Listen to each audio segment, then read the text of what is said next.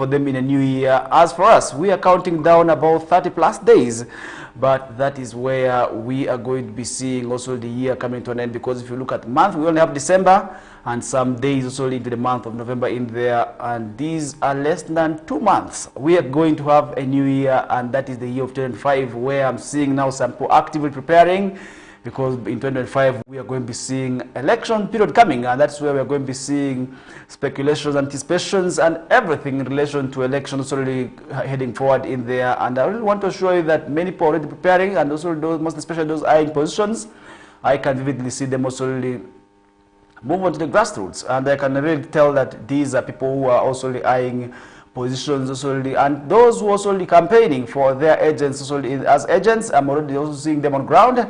And that tells us that 2025 is actually where we are going to be seeing elections also really nearing in there. And as for now, the Electoral Commission is recruiting people also who are going to be working as election overseers in the different parishes and sub-counties in there. For those who have the papers, who have the wishes, you can also as well express your interest by also putting that in writing. You never know, it may be an opportunity for you to sort of make some money during the electoral process in there. And that is where we are going to be also really starting off with our discussions away with also the issues of the PLE, which also really kicking off today with the briefing. I really want to show you that many schools and many learners could now be going under pressure as also the day is nearing in there, because if you look at today, they will be resting tomorrow, but the day after tomorrow they will be bouncing back in action.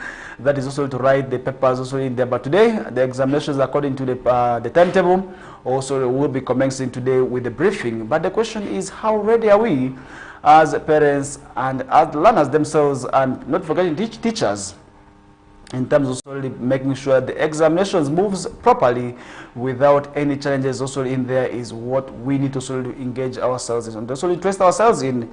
And that is where the discussion solely will be coming through later on, where I will be expecting guests. And this is solely from Central Division also in there, who will be also sharing their thoughts and preparations and expectations solely ahead of these examinations in there. But that will be coming later on. For now, we are still going to moving on and to still see some of the stories happening elsewhere. And this is in Lamon, where we're still seeing so many issues happening in there. Meanwhile, in Pakwach, which is still within West Nile sub-region, where the heavy rains also in there, and this has forced also some of the schools to use boats. And now we are going to be seeing Pakwach district now to hire boats to transport these learners, most especially those who are in flood-affected areas, to also sit for the examinations in there. Now the leaders of Pakwach district are left with no options but to hire also boats to transport the PLE candidates in areas also which are affected by flood, most especially those who have been cut away from also their schools in there. And now we shall be seeing Pakwach district leaders hiring these boats, most especially to also transport these children in the neighboring also the areas of Kamia and Kuchinya. And these are rivers which have also blocked a number of learners in there. Some of the schools are being blocked, including Oweri Primary School in Pakwach district and Pakwach Town Council, and those surrounding communities who have been cut off by also the River Nile also in there. According to local authorities, at least 8 villages have also been also affected also as a result of also these heavy rains, and the residents can't therefore access health facilities,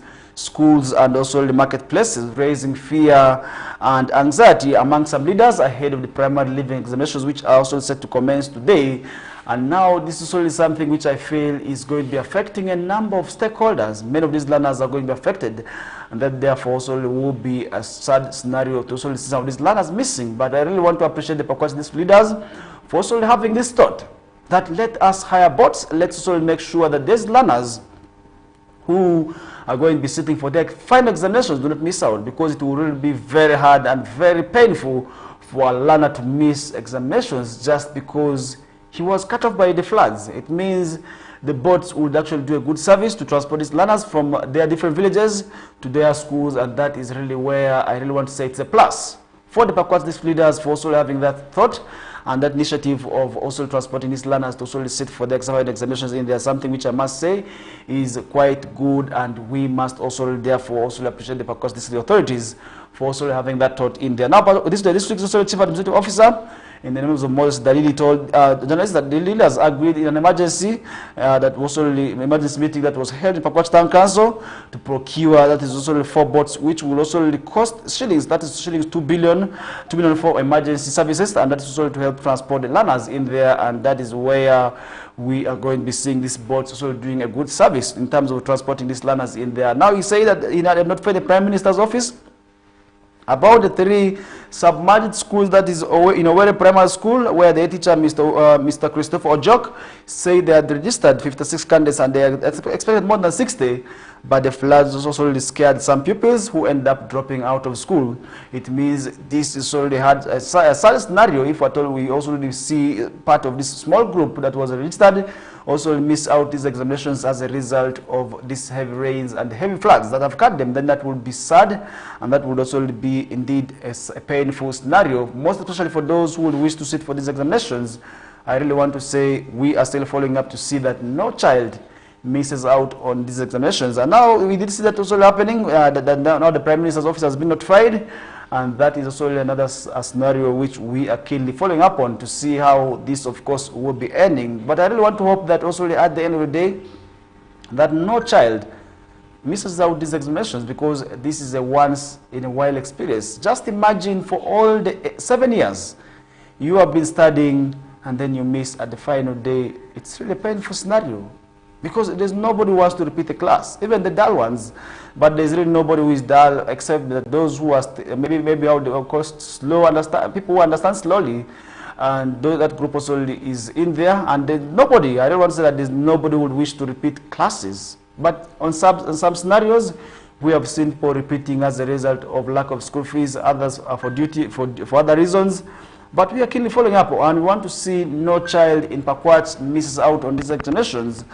And from today, we are going to be keeping our eyes on the ground to see that none of the registered candidates, also most especially in Owerri Primary School and other schools that have been also affected as a result of these floods, do not miss out in these examinations in there. And that to us will be a plus, and that would also be a great contribution of that is the Pakwach district leaders in terms of sort of promoting the education that is of the district in there. And at the end of the day, we say education is the key to success. All education is what we are planting for the future, and that therefore also is our collective responsibility, not only as the parents, not only as the learners, not only as the teachers.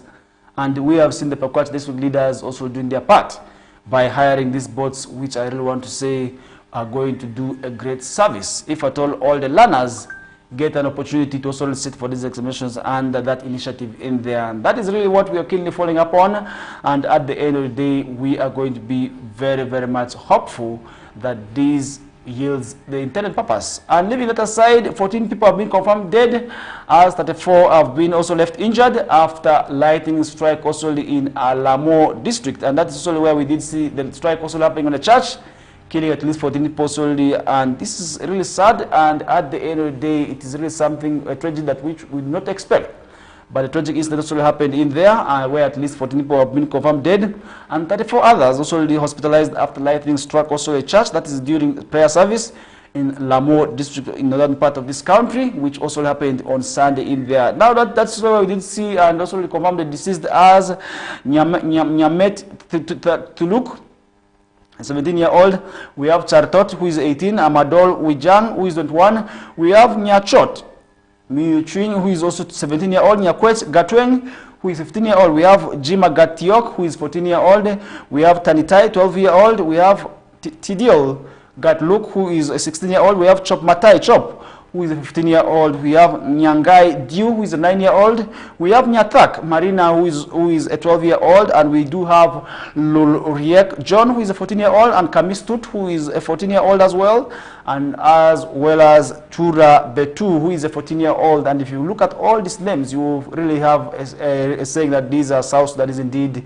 These are nationals from South Sudan, because if you look at Lamo, this is actually one of those refugee hosting districts in the northern part of this country, where we have a number of South Sudanese nationals who have been packed in there under the Palabeko settlement in there. But that is something which we did see on a sad note, and I believe nobody sort of prayed for this. Nobody anticipated this, but it happened, and this is really quite sad for us to sort of be talking about this. And most of the injured we evacuated, that's by Paluda Health Center 3 for treatment. And according to also the Wikipedia, lightning is a sudden electrostatic discharge that occurs typically during a thunderstorm. And somebody will be asking, what is lightning? In most times, people think lightning is that light that also strikes. No, it is actually something that also many people not also understand, and they believe it is what Wikipedia describes as sudden electrostatic discharge that occurs typically also during a thunderstorm. And if you hear the thunderstorm, the loud bang noise, definitely it is actually in there that thing happens. But really, on a quite sad note, we are able to also see young children lose their lives in church as they were for church service. Really quite sad, but we continue to also pray and mourn with the families of the deceased ones, and we hope at the end of the day God also puts their souls in eternal peace, because these are people who are holy and these are people who have trust in God. And we also want to say that God should also heal those who are still battling for their lives in the hospitals, and for those who have also died, we are saying may their souls rest in eternal peace. And that is where we are going to also see that happening, and most of the injured have been evacuated. And scientists and professionals, environmentalists say that uncontrolled environment destruction in the country is the major cause of recent lightning incidents in some parts of this country. And several people have been being killed in Uganda, and the strikes are common during the downpour. And many people have also died in the Western Sub-region as a result of these incidents. Remember a scenario in Machaku where young children died when they were playing. And these are stories that continue to happen. We could not talk about lightning strikes. How can we be able to solely avoid some of these challenges is what we need to also work towards. Because if you look at the issues of lightning, then indeed you realize that it's a great concern and it's a great challenge. And this is where we need to also join hands as stakeholders and those leaders to also join hands to also eradicate the challenges of this lightning. Because most of the times we say lightning is caused also by rains and also playing in open grounds. And now we are seeing churches being attacked. What message is that sending? It means we need to do something also more than that. Now, 3 weeks later, about 77 pupils were also struck by lightning in Oweke Primary School, that's in Diu Sub-County, in Ebi District. This is also actually another incident that happened recently, and according to eyewitnesses, on the July 31st, the lightning struck the pupils as they played football, and the pupils hailed from different primary schools, that is of Owilo, Ogalo, Padel, Omoyo, Oweko playing ground to host the schools in there. And this is also actually recently during the primary school ball games, where the lightning also struck, and we saw what happened. But really, we are keenly following up on, we want to sort of see that issues of lightning do not continue to happen in our society, most especially in northern Uganda, where today we are seeing a number of cases being registered right away from Western Sub-region. Actually, Lango, we are still seeing cases being registered. But how ready are we as stakeholders to also eradicate some of these challenges and some of these concerns when it comes to issues of lightning is what matters. Because at the end of the day, we do not want to see more deaths occur as a result of lightning, and that will to us be what we are doing and what also we want to do best in there. Now, police spokesperson for Chigezi region, Mr. Eli Mate, identified the deceased as Florence Tuizemina, an 18-year-old resident of Rikofe village in Chibomba parish in Murora sub-county, and Flora Nyirandabazi, a 63-year-old resident of Chibumba village in Chakafi town council in Kisoro district. That means issues of lightning struck are happening across the entire country, and that is where we need to join hands. I remember way back in 2012, that was when I was still a student at George College Ombachi, when issues of lightning were actually very much said to be common. We had experts who came and sensitized us about issues of lightning, and they actually said the lightning attacks would go for a period of at least 10 years. And indeed, we are still seeing the issues of attacks of lightning going on. But what are some of those measures this group needed to also do to make sure that people do not die as a result of lightning is what matters. Because for us, we are told not to stay under trees and other heavy objects, most especially during time of rains. And that was something also which we adhere to. And then secondly, not playing in open grounds. It is the same thing also which I want to implore each and everyone out there to also adhere to and join hands to also end that issue of also lightning attacks in there. That will also be good for us. And I hope at the end of the day, it is something which we would also want to also address in there. Because if you look at these children who have died, these are children who are mostly especially supposed to be in primary school age. Because if you look at somebody who's 12 years, 13, 14, these are children who are supposed to still be in primary, if also maybe by no mistake they have joined secondary in there, because we have seen children joining secondary as early as 14 years. But I hope this is also a group that is supposed to be in primary. But as today, we are going to be seeing them joining briefing, where they will be also writing their final examinations.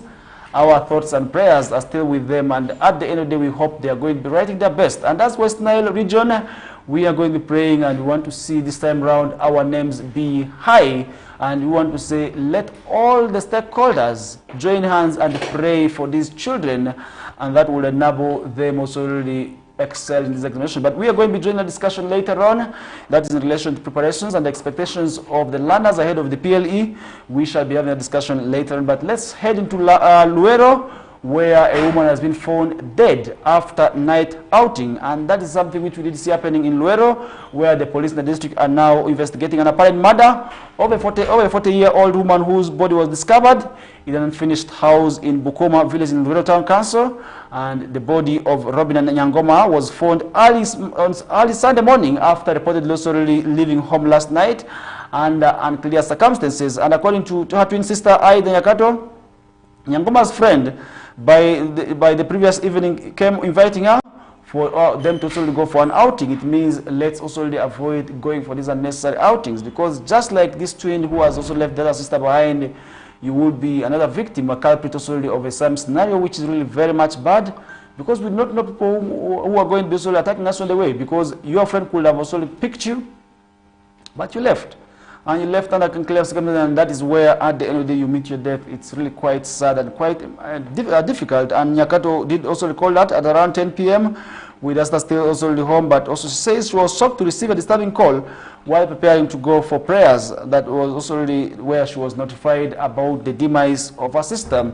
And Mustafa Ntambi, the Bukuma LC1 chairperson, said she was informed of the incident at about 7 a.m. as he condemned the brutal killings, and that is one thing also which we need to join hands also and eradicate it, because the issues of these murders also continue to happen, most especially those who love going out, because initially also that is where people have to have fun. But as you're having fun, who do you move out with, and how do you leave out the places of these night spottings, and how maybe do you go home?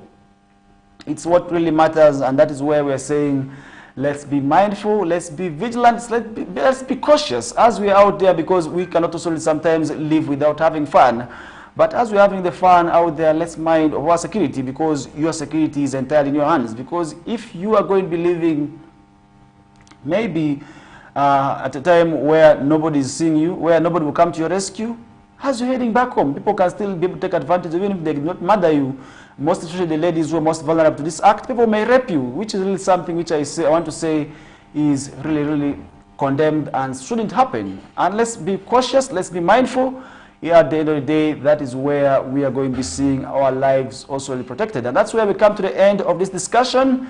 In the second half of this hour, we look forward to be joined by one of the guests who will be telling us about the preparations and expectations of the city when it comes to the primary living examinations, which are due to take place today with briefing, and they will be going on for the next 2 days. And that is one thing also which we are going to be seeing, because I do understand tomorrow the children will not be writing examinations, but the day after tomorrow they will be starting off right away, and for the 2 days they will be busy writing what they have been studying for the last 7 years. For now, we take a short commercial break, and when we come back, we are going to be having the discussion coming up. Stay tuned.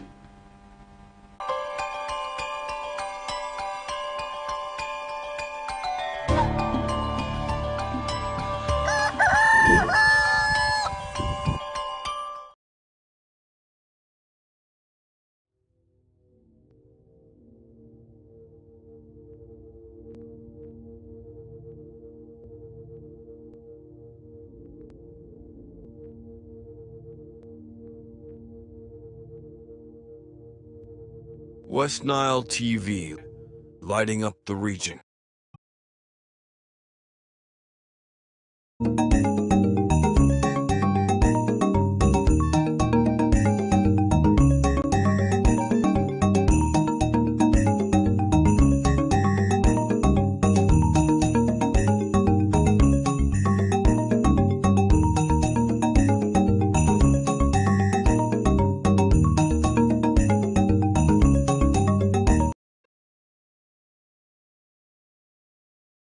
In the dance of shadows and light lies the heart of Uganda's resilience amidst the challenges of the night, where innovation meets necessity and education refuses to be dimmed, where connection thrives in the absence of power. Embrace the power of the sun with StarTime's solar range of solutions. And empower your journey towards a brighter tomorrow.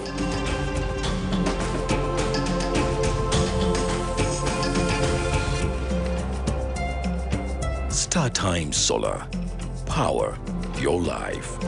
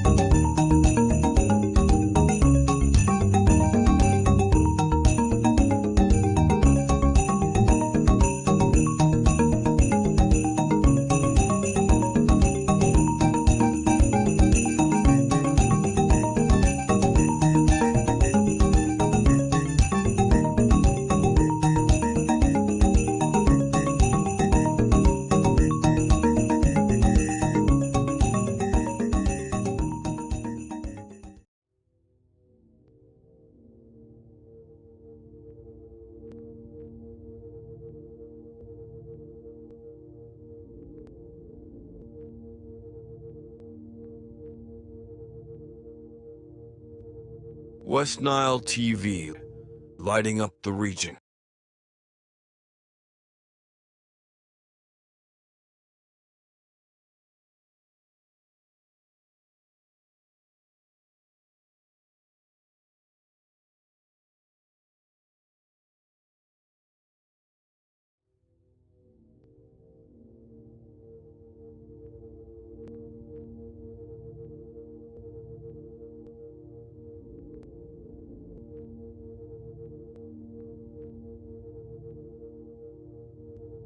West Nile TV, lighting up the region.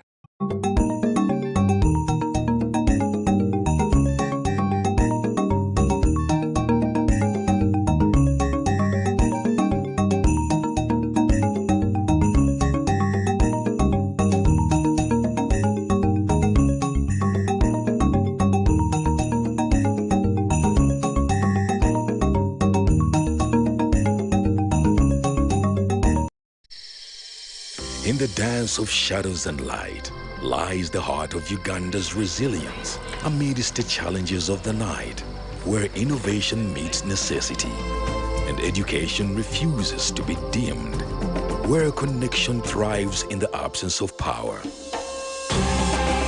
Embrace the power of the sun with StarTime's solar range of solutions. And empower your journey towards a brighter tomorrow.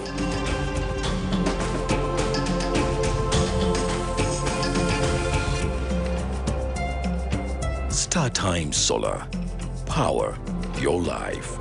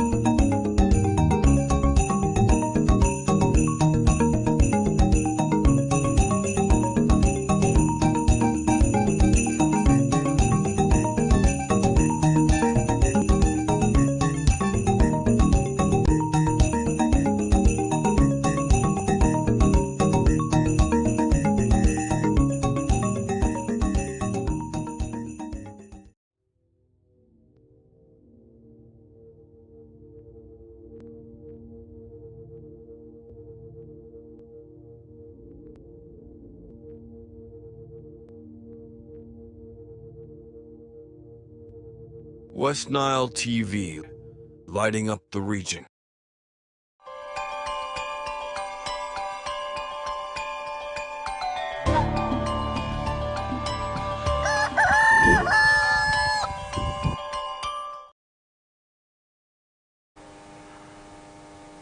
All right, welcome back from that long commercial break. We are back into the second half of the first hour, and of course, I've been joined by a new guest. But before he gets to introduce himself to you, we are live. That is on StarTimes 4 channel 477, and we also there on Zuku, where we are on channel 0073, and online across all the social media platforms. But of course, we are also as well on a new platform. That means a new month and a new beginning. That is also for those who are watching us on Azam, where we are live on channel 369. We are coming up, and that is where I want to assure you that we are going to be on all these platforms. It's just a matter of time, and slowly by slowly, usually they say the snail moves very far, and just like that, we're also coming up. And for those who have also other platforms where you have been requesting for us to also come up on board, we are going to be also surely moving towards that, and that is where I've been joined also in this second hour, sorry, in the second half of the first hour by our guest from Arua City. He will be telling us his name and what he does, and we are here for expectations and preparations ahead of the PLE, which is also due to take place from today.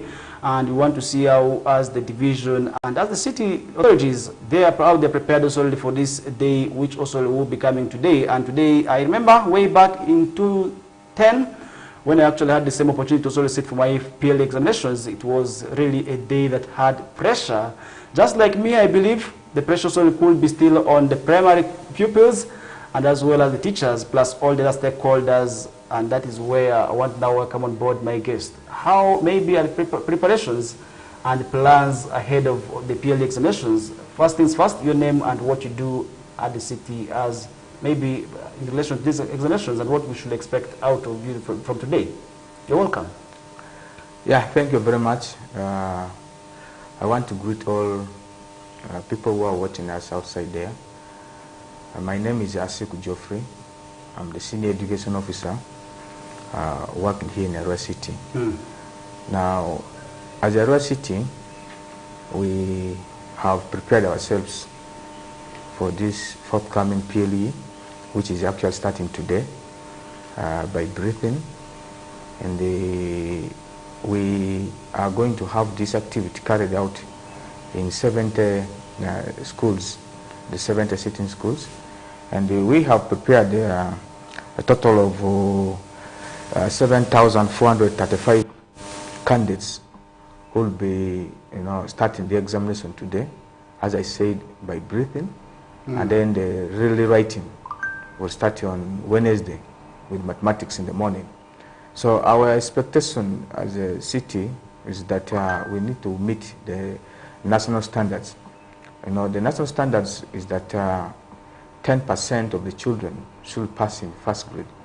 And they would do, taking it from the numbers we have registered, that is 7,000.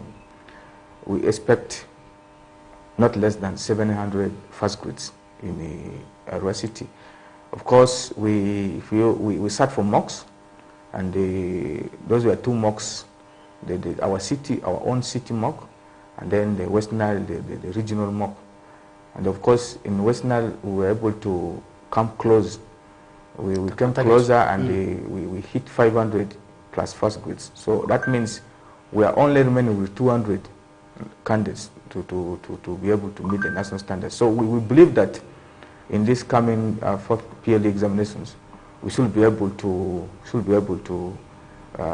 get the numbers, the 200, and so that we can meet the national standards of saying every out of all the candidates who have sat, 10% must be in Division 1. Okay. So maybe somebody will ask, how are these maybe preparations? Because if you look at the rural schools and the urban schools, the preparation will definitely be different. Is that the case?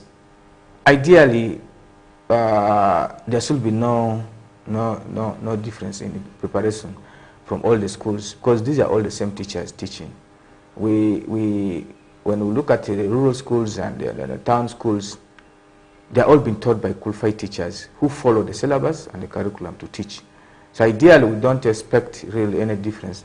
But we we are aware that such minor differences may exist because of locations and so on. But I want to believe that all the teachers have prepared the children adequately enough to sit. The difference could be there, but we don't expect a major difference. Okay. Yeah.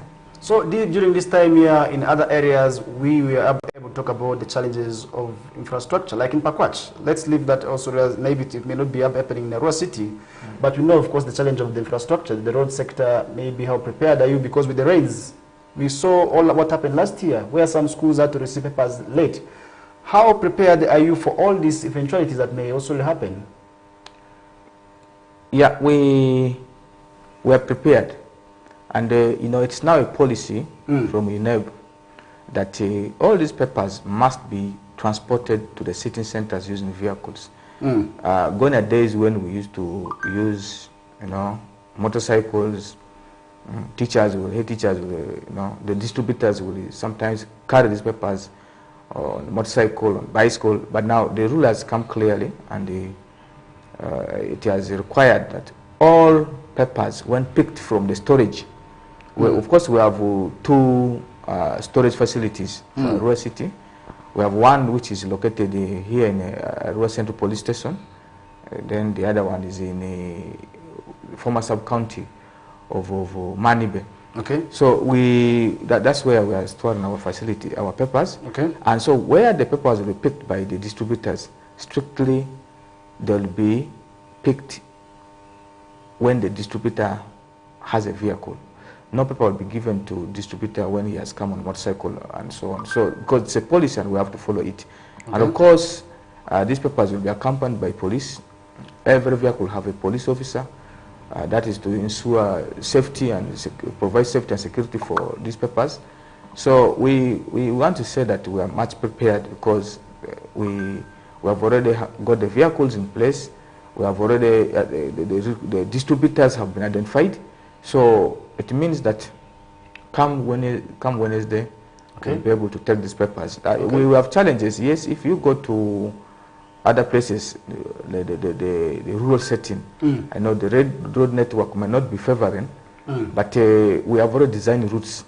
We have designed routes for the distributors and the drivers and the vehicles, and also possible we have identified vehicles which can be able to, which are off road. We can be able to move and maneuver you know, through some of these roads which are not well. So we are not using these simple cars to take these papers, because we really know that if you use one of these cars which can't, you know, when it gets the road is muddy, it's not a four-wheel drive, gets stuck, then at the end of the day the paper delays. So we are aware of such challenges, okay, and that's why we have prepared ourselves adequately enough to get good cars and good distributors who are able to pick these papers and reach in time for the candidate to sit. Okay, one observation over the weekend I was able to make at Arua Primary School, where I had an opportunity of attending that is their PTA meeting, was that the performance of what we call the PWDs is very much alarming.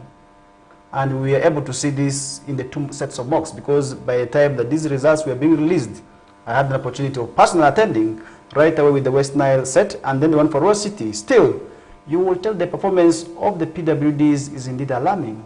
Maybe what are some of those strategies that you feel should be done to also make sure the learners also improve in these national examinations, because we're able to see that? Yeah, it's true. When the mock results were released, we all saw that our children with disabilities, various forms of disabilities or types of disabilities, had challenges in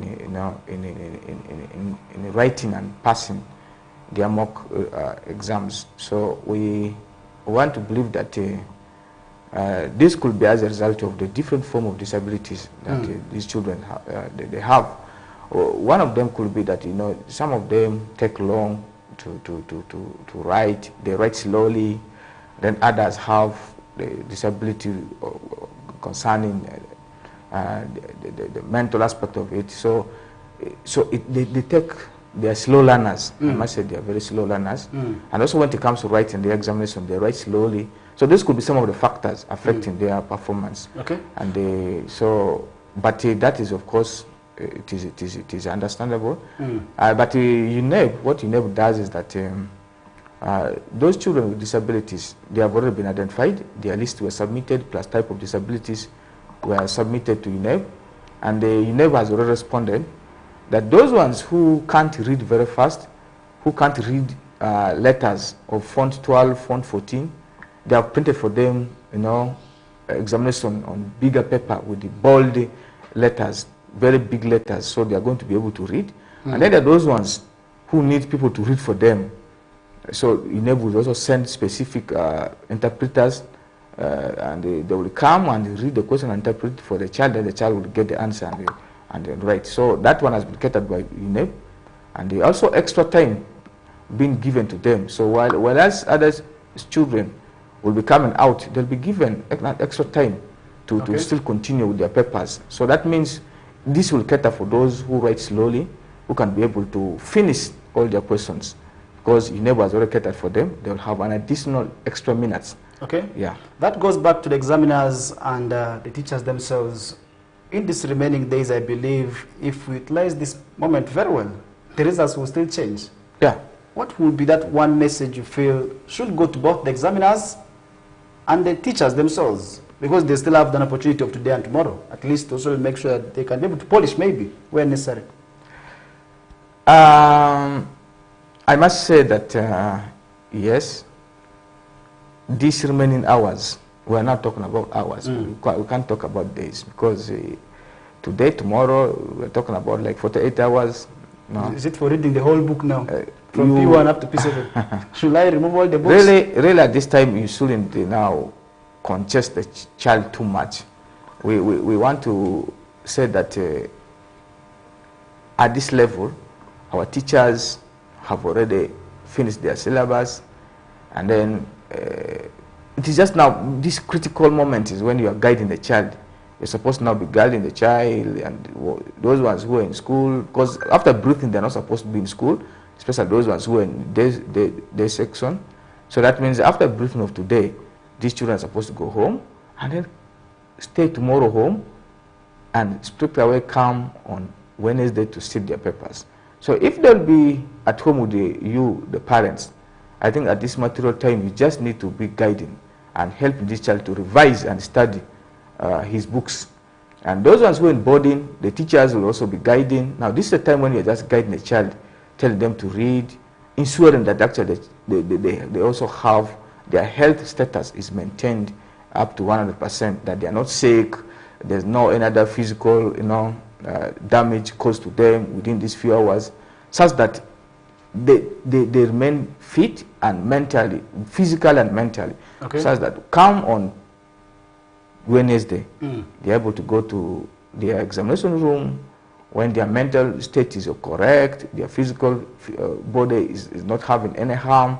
Then they start writing the exams, and I want to believe they will pass, because this is not a time for teaching. At this time, you can't teach children. These 48 hours, you can't say, let me enter and teach this topic.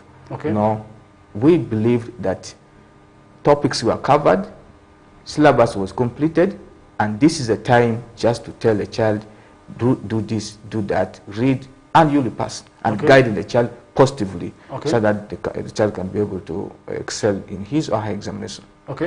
As the countdown is over, the minutes also should be now ticking so fast. Now the pressure must be mounting on these learners, and I know the hearts must be now pumping with a lot of pressure, with a lot of panic.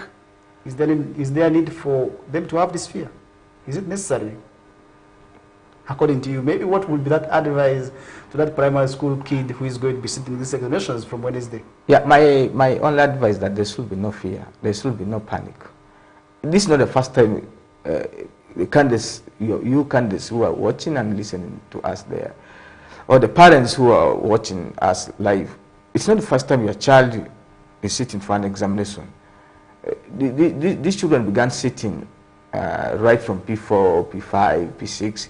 Much as the policy, I know the policy says from P1 to 3 they do, continuous assessment. But when they reach P4, they started sitting for these examinations, beginning of term, mid-term, end term. So you have sat very many examinations. So UNEB is not something which is so unique and which will scare you. It's just like a normal examination that you are going to sit. Besides, it is set completely from the syllabus, not outside the syllabus. So the things you have been learning from P4, P5, P6, even in P7, they will be there, definitely they'll all appear.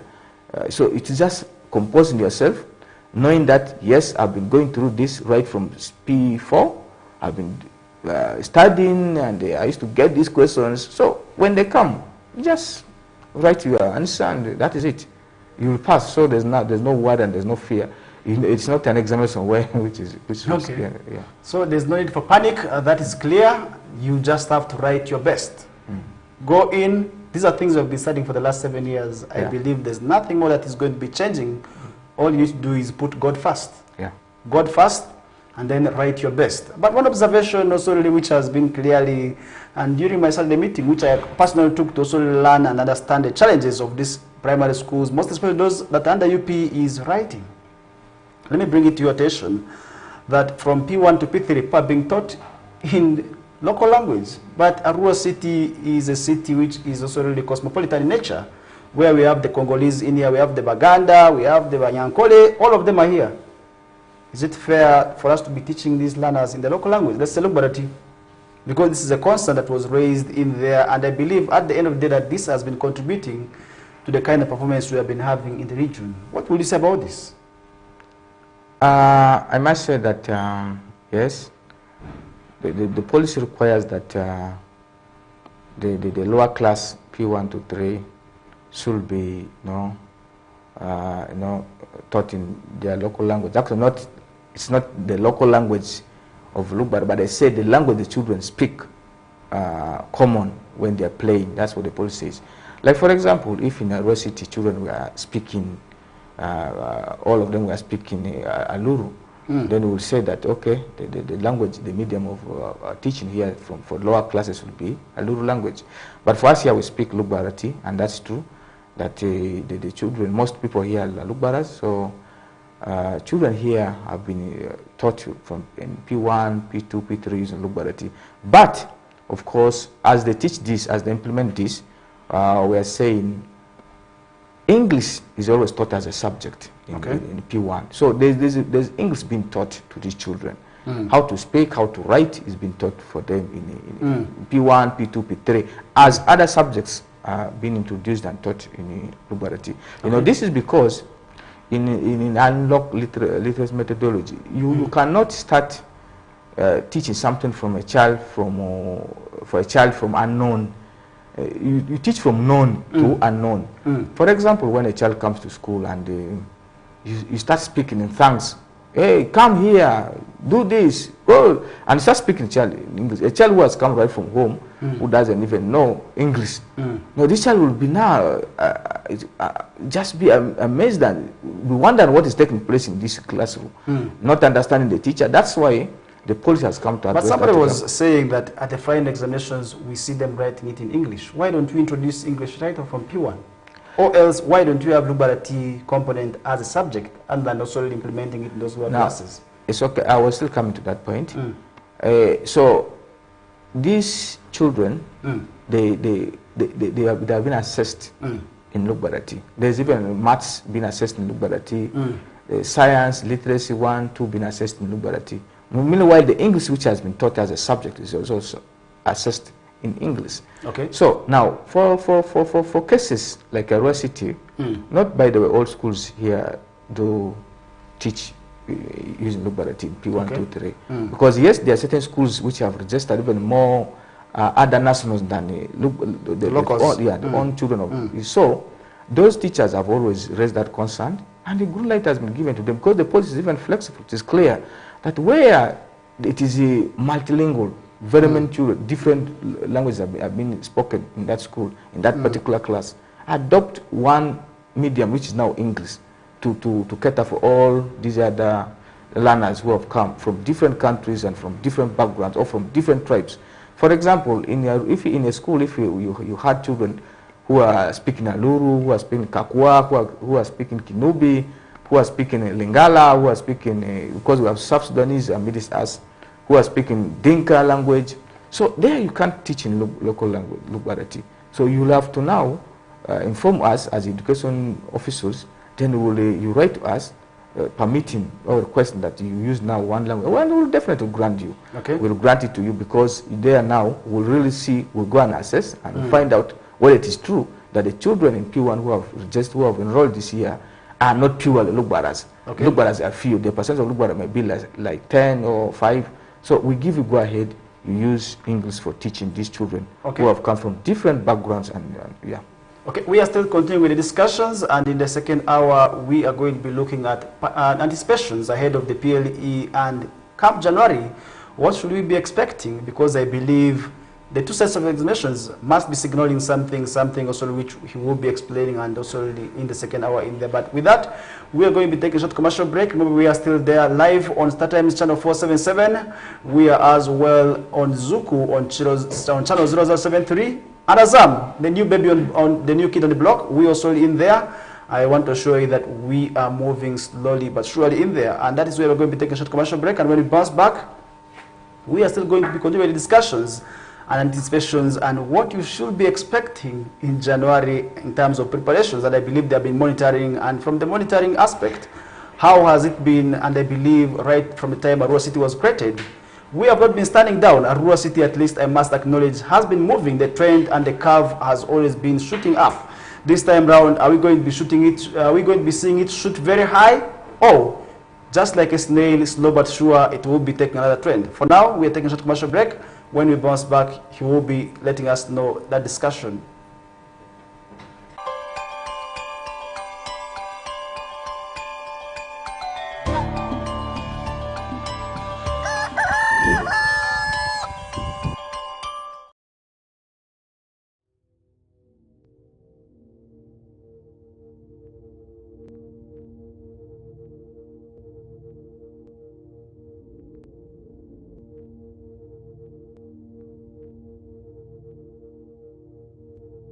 West Nile TV, lighting up the region.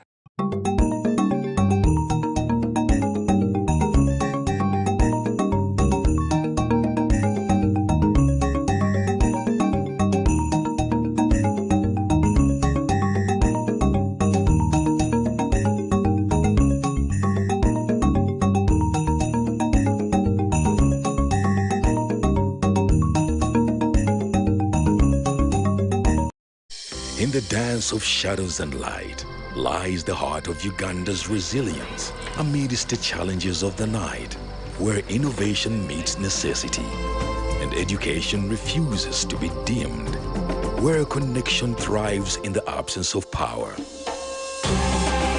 Embrace the power of the sun with StarTime's solar range of solutions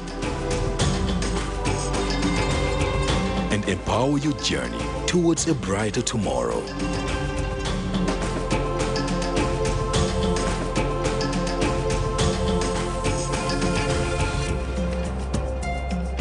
StarTime Solar. Power your life.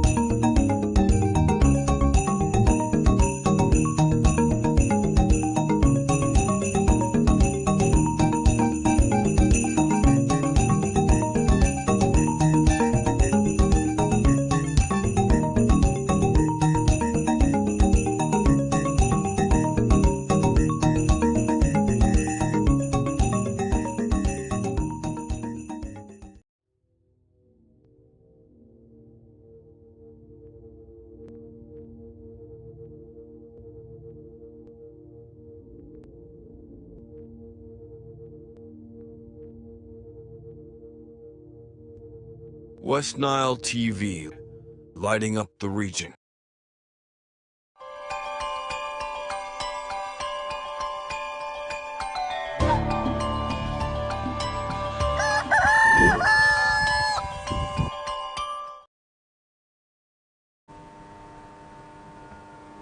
All right, welcome back. We are 5 minutes into 8 o'clock, and this is where I want this opportunity now to welcome you board from wherever you're watching us from. We are back with the discussions, and we are still looking forward to see how these examinations will be commencing from today. And the message that we are going to be discussing here may be helpful to also make sure that your examination moves very, very well in there. For the teachers who are watching us this morning, we are still saying at least make sure you still continue doing your best.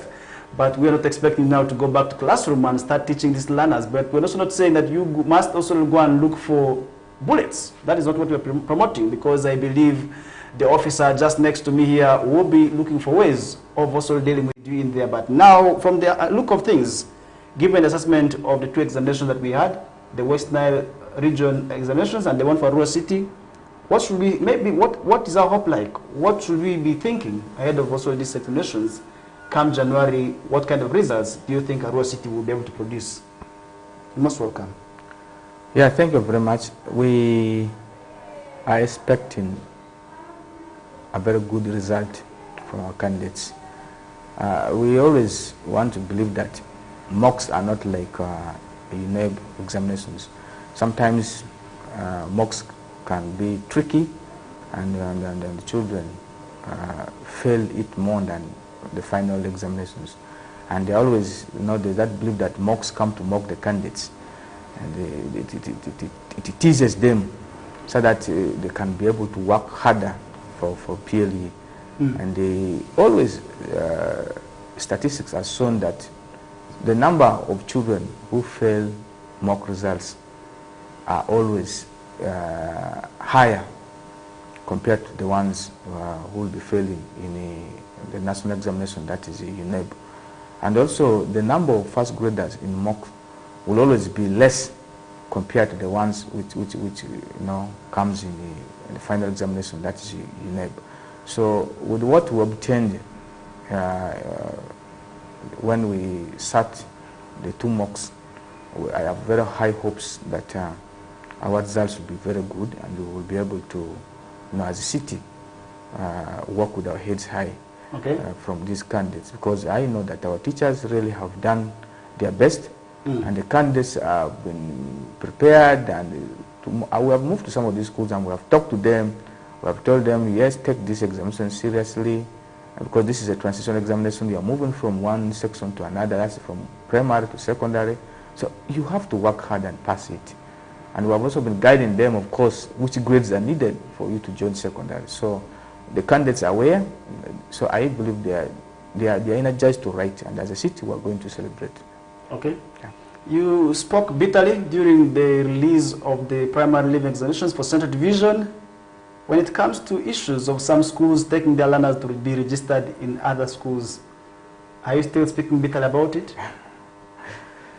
That is a vice that which has been cropping, and it has been,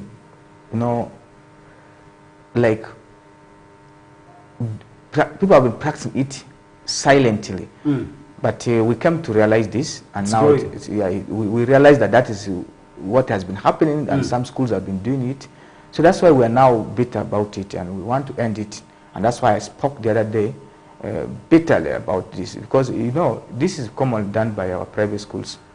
This is because most private schools, other proprietors open these schools for business. And I've always been telling people time in and time out that schools will not be treated as business. Education is a life-changing, tool. So you are not going to be, treating education like business. You want to make it is a profit-making project for you. No, if you're going to treat education like that, you are going to mislead our children, and you are going to mislead this country.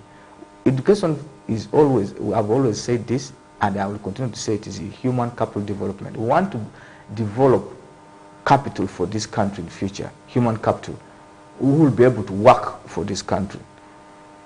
Now, if we are going to play with education left, right, and you think for you are making money, then you are destroying this nation. So that's why I spoke bitterly the other day. The aspect of private schools sneaking children to sit in our far schools, those far UPE schools. They take them deep in those rural schools. By they go and deceive the teacher that I have very many candidates. My classrooms are not enough. I've registered very many of them. Yet these are schools which have UNEP center numbers, okay. And UNEP does not restrict. So they go and deceive. No, I don't have enough facilities. These children are here. Yes, it is allowed because we do not actually deny any child the opportunity to sit for any national examination. Ideally, if it is true that those schools have they have very many candidates and their facilities may not be enough to accommodate them to sit, then you should know how many to admit based on your facility. If you have few classrooms, why do you go and admit very many learners in P7?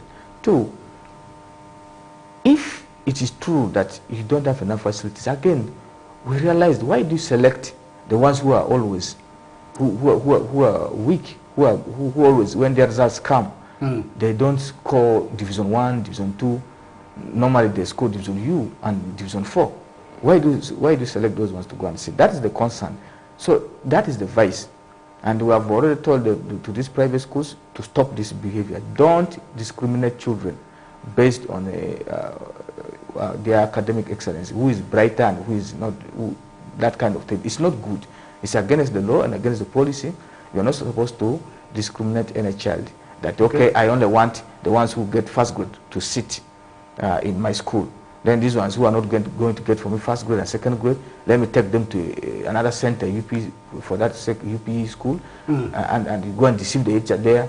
You tell the head teacher of that school a lot of lies. But some teachers may not also be having the numbers. That's why they're allowing these ones to come. Another thing also, some of our sitting centers have, the UP schools, they have like 30 candidates, 20 candidates. So yet minimum could be like 50 plus candidates to sit. So they also now go and get this. Don't you think it's a parental issue that also which is causing this? Because on the meeting I had on Saturday, this issue actually featured that from P1 up to P5, you will realize that the population is a bit high. But from P6 to P7, people are already transporting their learners to the private schools. And some of these private schools also come spotting the bright ones, giving them scholarships, giving them other incentives to lure these children to also come and register with them. And yet the foundation has been from the UP schools, and that has been identified as a contributor to the poor performance of learners in the government-aided schools. What will you say about this? And what plans maybe do you have in addressing these issues in the coming years? That is a reality. That is a reality. In our UP schools, if you go to these schools and you move to lower classes, you find children many. But when they reach to P5, 6, the numbers start, becoming smaller and smaller. And the worst is when they're in P7. You will find a very huge percentage dropout. So we are now moving towards addressing this problem. And I know there are very many factors which leads to that. But we have identified some of them. Others, so in this rural setting, some of these children get married on the way. Others just drop out purposely. So we are trying to have community barazas and engaging parents during PTA general meetings to address that. No, leave children to stay in school. Once a child has gone to school, let the child stay in school and complete school. And at least they are picking the advice we are giving them. And we are hopeful that in the coming years, our numbers in P7 will be great sitting in those UP schools. Okay. Now the private schools, as I told you, many of them still want to believe that school is a profit-making project. And people want results. That's the reality. Now, when people hear that this school has produced only first grade, now that's where they want to take their children. And that's when the director can say, okay, for me here I get first grade, my school fees will be 1 million. And even if they say 2 million, you see people still taking their children there. They will not live in this one of UPE schools. Now, what happens is that for these directors to continue making this money, they move around, they connive with the teachers. We have even realized that in some of our UP schools, they have those teachers, agents. They have gone ahead to, put agents who are our own teachers in government schools to identify bright children for them. And you know, what do? Just petty things. So we have even talked to teachers already better about this. If we get you that you are an agent of a private school recruiting children, bright children to join, we'll deal with you, because that is against the law. So these private schools, that's what they do. They go and get those children who are supposed to be getting first grades, and they say, okay, and immediately once it is identified, once such a child is identified, now they run direct the parent of this child. They convince the parent that, you know what, we're going to give you scholarship, free, come and sit. And you know, with our parents, they will definitely accept, because when somebody tells you you're not going to pay fees, your child will come and start for free. Then they will allow the children to go to these private schools, and the child goes there and passes in first grade, when the foundation actually was from a UPE school. Okay. So now we are also saying, now, if that is the case, if that's what is making these children to go to private schools because of the issue of sponsorship, then we are saying, good. Let these children also, the head teachers in our UPE school, they desist asking any form of money from this child. Like those monies which is always agreed by the parents to pay, like 2,000, 5,000, 10,000 during their meetings to handle emergencies in these schools.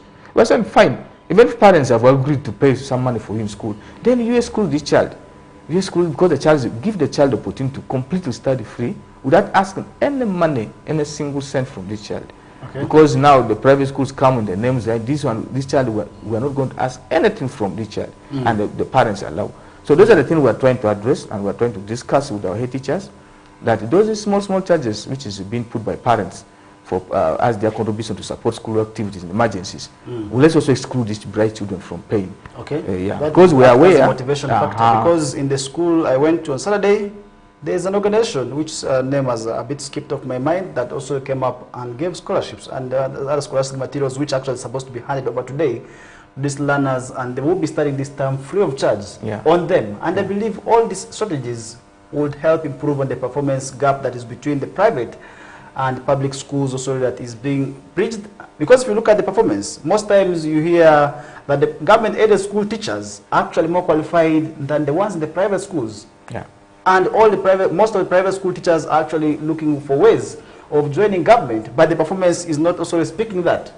So I think there's really a lot more that needs to be done in there, and I believe, just like the strategy you said, it would be able to work. And really, I'm looking at the performance now that will be released. Are we going to be seeing the performance, also the gap also still be widened, where the private schools still will be surpassing the government-aided schools, because at least from the best candidates in these examinations came from the government-aided schools. I was able to see a pupil who went to the primary scoring very, very much high. Maybe what have you tried following up on these learners to see that also they maintain this performance in the final examinations?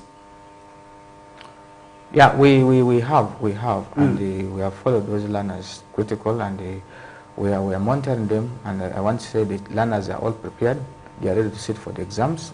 Come Wednesday, after today they'll be for breathing, and they'll be sitting the paper, they'll be writing their papers. And they want to believe that that performance will be maintained, and because these are children who have already studied, and they are brilliant, and everybody is talking about them. Yes, these ones will make it. So I don't think there'll be any change in their performance. I want to say they could even be better. They could do better than what they did in mocks.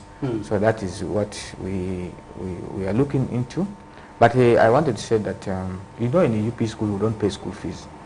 We don't actually pay UP schools. No, we don't pay school fees in these UP schools. But what about those charges? Those charges come for handling emergencies in schools.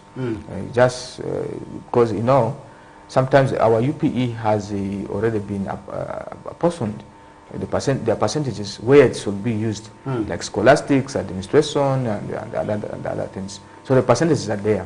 So you realize there are these emergencies in schools, like paying water bills, electricity bill, food for the staff, and so on. Those are some of the things to motivate staff that you eat in school, don't go home and by name of saying I'm going to eat, and then you remain there. So we're trying to say, let schools motivate these teachers to be in school, take breakfast there, and also eat their lunch in school. So that the learners, I think it's also good for them to have lunch at school, because you move during, I usually move a lot. You look at some of the schools in the Western sub-region, during lunchtime, learners are taking more time going for lunch. And in most cases, the lunch is also not there. It is actually something which is also happening, because a learner moves from maybe 2 kilometers from the school to home, only to find that there's no lunch. This is contributing to a kind of poor performance we're having also in this region, I believe. Because on Saturday, this issue actually featured that some of these learners come from school to home, there's no food. And that is why they are requesting for a total of about 48,000, which most learners are not paying. Out of 377 plus parents, only about 70 were able to pay this money. It means we as parents may not be doing a good service to some of these UP schools. What will you say about that? In terms of support to the UP schools, you talked about this money that goes into assistance. Yeah. Don't you think we may be neglecting our duty, which would also as well be contributing the kind of performance we're having? You see, what people should understand is that passing of for a child to pass, it does not depend or rely on the school or the teachers alone. It needs everybody, all the stakeholders, to be engaged. And one of the stakeholders in educational management are the parents. Of course, the learners are the other, but the parents are the first stakeholders in educational management. And so they have a lot of roles to play in ensuring that their children succeed in education. So if they fail to perform their roles, like what you have just mentioned, even others go up to the extent of not giving books, scholastic to their children. Children go to school when they don't have books. So if parents really become relaxed and do not want to support their children and they're failing, then you know that this child will not succeed, will not go far. Because now, for instance, it's true that feeding is one of the greatest factors contributing to poor performance. You know, these days, gone are days when we used to study, and yes, your parents will not give you food, but there will be mangoes, fruits. You go, even when we were studying in the 80s, things were not like this. But look today, this world where we're going, you can't, nobody will even help a child, nobody will feed anybody's child. People are minding about their own children. So for you as a parent, you should take keen interest about your children's well-being in school. If a school has come up with the idea of saying, we want to feed the children here, why will you hesitate? The same food that this child will be eating at home, the same cost that you'll be incurred when this child comes back home for lunch, you just avoid it. Say, okay, since you are going to be eating money in school, we'll now want to remove it from our budget. At home here, if you are coming, I now was going to spend like 4,000 daily on you for lunch. But now since you are going to eat your food in school, I'm removing your 4,000, I accumulate it, I take it to school. Then for you to be eating your lunch in school, don't be coming home. Because of this long distance of moving to and fro. So these are the things. But parents still, that aspect of school feeding, people do not want to buy the idea. But we have always been, like in one of the PTA general meetings, we went purposely and we delayed feeding. We made sure the people sat up to evening, they didn't eat food. What happened? Some of them began yawning, others began disappearing. We said, okay, look, now you have tested it for yourself. That is the same scenario. Yes, you have tested it for yourself. Okay. You came here in the morning, we didn't give you breakfast. Now reaching around 2, all of you almost disappearing. What about this child you are sending to us to school? We are telling you, feed this child here in the school, such that this child can feel comfortable and attend his lessons and excel and passes in examinations and go forward and complete the studies. Now you are keeping this child hungry from morning up to evening. And for you, you have just stayed like for 6 hours. You're already yawning and some of you want to faint. What about this child? What do you think will happen to this child in the afternoon lessons? Okay. These are the things we have been telling the parents, but I think some of them are understanding. Yeah, they're still beginning to understand. Talking about this feeding policy, I've had opportunities of interacting with a number of guests, right from the regional and up to the national level. You realize that the issue of feeding policy is something which indeed we must buy into. Because imagine a child who moves from home after eating just a piece of tomato, maybe potatoes, and at last there's nothing. The person is left empty-handed. And this person is going to be competing with the child who went home or maybe who had an opportunity of eating at school. The brain, how the brain perceives, is going to be mentally also really affecting that. So I think it is something which must also buy into, and at the end of the day, pay this money. Because some people have the view that if you cannot afford the 49,000, why don't you support in kind? It is something which also as a strategy which also would be able to improve on the feeding policy of these learners, because without food, I believe there's no way you're going to be understanding. Just imagine a scenario where you're supposed to read empty stomach. At the end of the day, trust me, your brain is going to be divided, either to think and also look at your parents in a way that is not good, or look at your colleagues in a way that also is very bad. So I think it is really something which also goes back to us as the parents, because these are our children. Even if you're a guardian, these are still our children. And that is where we must support the schools in paying these small amounts. Because many of the times people think today government is giving them everything. You clarify on that. Many parents today feel by UPE government has done enough. That is everything. And for government has given them UPE and there's no charge they're supposed to be incurring. First clarify on this. Because many times this is a challenge that is also many teachers are going through now. That many parents don't want to pay because for them they feel government has done everything. What will you say about that? It is true that the government has come to support schools. When the UPE was introduced way back in 1997. And you actually know that our government is doing a lot. One, by paying teachers salaries monthly. The government gets money to construct schools, to put some classrooms, toilet facilities, brings in textbooks. Yeah, the government is doing work, which we must all recommend. But there are certain things that the government cannot provide for your child. One of them is the government cannot give books, pens, pencils, uniform for your own child, for heaven's sake. That is your own child. So, and two, the government at the moment is not giving food. We're not providing food for children in school. So, if the government is facilitating teachers, is giving teachers salary, has already come up with support some of those activities, like by giving money to sports and co-curricular activities, and for teachers to procure instructional materials so that they can be ready to teach your child. Why can't you now help and provide other things for your child, like books, the scholastics which I've talked about, the uniforms, the shoes for a child to walk, or if you don't shoes, if the shoes is expensive, there are these other boots which are now in the market, which child can put with stocking and move to school.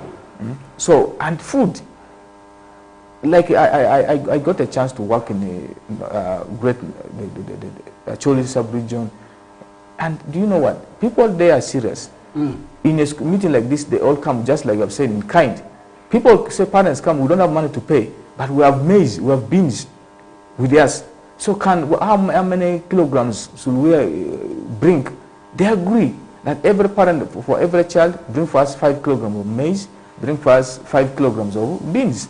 And you see, and then when the term starts like this, parents come with the maize, and then plus some small money to grind this maize for school. School use the money to grind maize. So yeah, when term is open like this, you see schools collecting sacks of maize and the beans, and they cook this thing for children.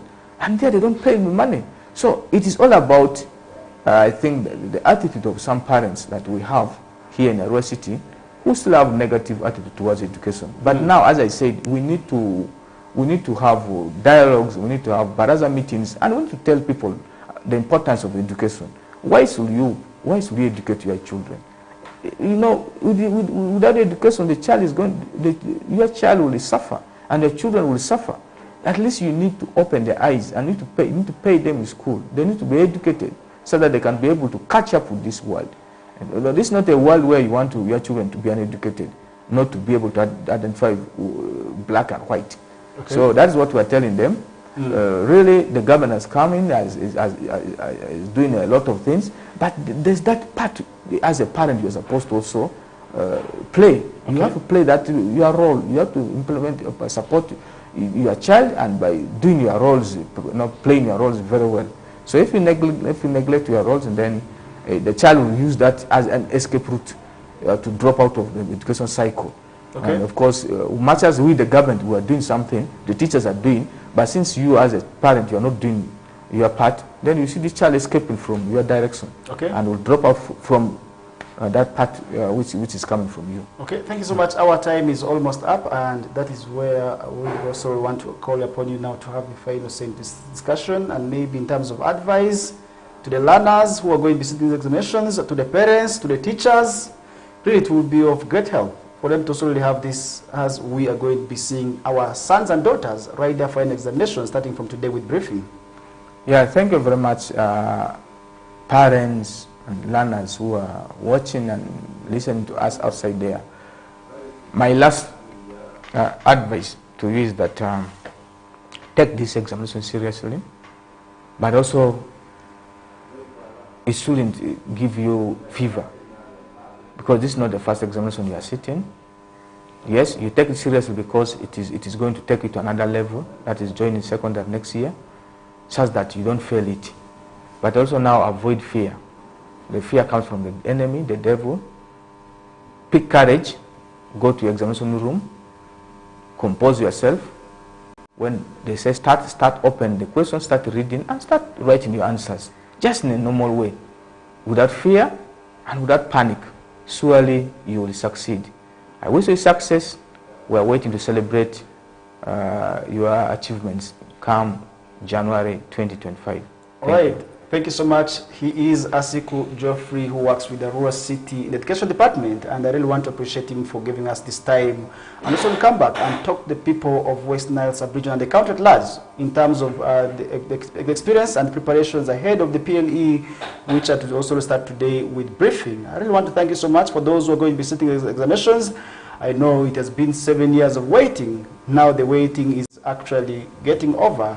But still, we want to wish you the very best, and we hope you write your best in this examination. With that, we come to the end of the show with me, Farish Majid, and we are not going to be continuing from here, but hopefully we shall be bouncing tomorrow with the same program, and the same time remains, that is from 7 o'clock to 9 o'clock. I want to thank you so much. From here, I'm out until tomorrow, and up next is the Elders and News Bulletin that will be coming through in the next 30 minutes. We're out until tomorrow.